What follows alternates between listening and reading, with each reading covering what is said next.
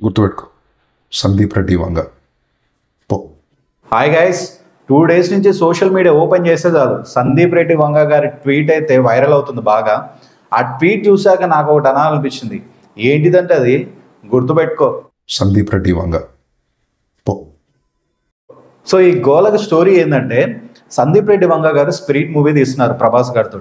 దాంట్లో హీరోయిన్గా దీపికా పదుకొని అనుకున్నారు. ఆమె స్టోరీ నరేట్ చేశారు, ఓకే అనుకున్నారు. సో అఫీషియల్గా అనౌన్స్ చేశారు దీపికా పదుకొనే హీరోయిన్ అని.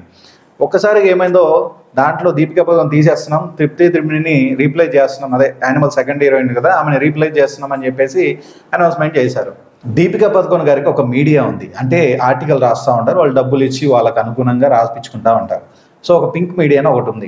ఆ మీడియాలో స్టార్టింగ్ ఏమొచ్చిందంటే, హీరోయిన్గా ఓకే అనుకున్నప్పుడు ఏం రాశారంటే, మంచి క్యారెక్టర్, ఆ క్యారెక్టర్ని సందీప్ రెడ్డి వంగ గారు బాగా రాసుకున్నారు, ఒక చరిత్రలో నిలిచిపోద్ది అని పాజిటివ్గా వాళ్ళు రాసుకున్నారు ఆ క్యారెక్టర్ గురించి.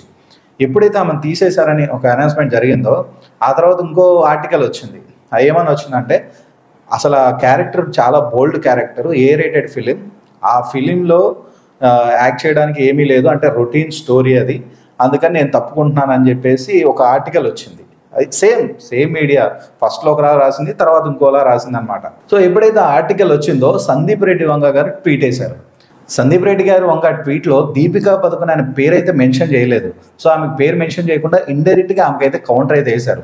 ఆ ట్వీట్లో ఏముందంటే, నేను ఒకరికి స్టోరీ చెప్పేటప్పుడు వాళ్ళపైన 100% నమ్మకం ఉంచుతాను నేను, కానీ నువ్వు అగ్రిమెంట్ ప్రకారం స్టోరీ రివీల్ చేయకూడదు, కానీ రివీల్ చేసావు. సినిమా అలా ఉంది ఇలా ఉందని మాట్లాడకూడదు, కానీ నువ్వు మాట్లాడావు. ఆ స్టోరీ వెనుక కష్టం చాలా సంవత్సరాలు ఉంటుంది. సో అది నీకు అర్థం కాదు, ఎప్పటికీ అర్థం కాదు. నెక్స్ట్ టైం నువ్వు ఏం చేస్తావు అంటే, స్టోరీ మొత్తం చెప్పేసేయి, నాకు ఎలాంటి ఫరక్ అయితే పడదు. ఇవన్నీ ఒక దట్టి పిఆర్ గేమ్స్ అనే #తో మెన్షన్ చేసి లాస్ట్లో హిందీ కొటేషన్తో క్లోజ్ చేశాడు. సో ఇది సందీప్ రెడ్డి గారి ట్వీట్. యాక్చువల్లీ బాలీవుడ్ మీడియా మొత్తం నెగిటివ్గా స్ప్రెడ్ చేస్తుంది సందీప్ రెడ్డి గారు వంగ గారిని, ఎందుకంటే ఆయన తెలుగు ఆయన కదా. సో వాళ్ళు తెలుగు సినిమాలు అనేది ఓన్ చేసుకోలేరు. సో ఈ విధంగా ఆయన్ని నెగిటివ్గా స్ప్రెడ్ చేయాలని చెప్పేసి ఆర్టికల్స్ కానీ మీడియా కానీ ఆయన మీద బ్యాడ్గా రాస్తున్నాయి అన్నమాట. సో సందీప్ రెడ్డి గారు ఇవన్నీ లెక్క కూడా చేయకుండా, గుర్తుపెట్టుకో, సందీప్ రెడ్డి వంగ అనే ఒక కొటేషన్ అనేది, మీమ్ అనేది వైరల్ అవుతుంది బాగా. సో ఇది ఈ గోలా స్టోరీ అంతా. సో ఈ వీడియో మీకు అర్థమైందని అనుకుంటున్నాను, ఎక్స్ప్లెయిన్ చేసిన విధానం. సో ఈ వీడియో మీకు నచ్చితే లైక్, షేర్ అండ్ సబ్స్క్రైబ్ చేయండి. సబ్స్క్రైబ్ చేయడం మర్చిపోవద్దు. Thank you.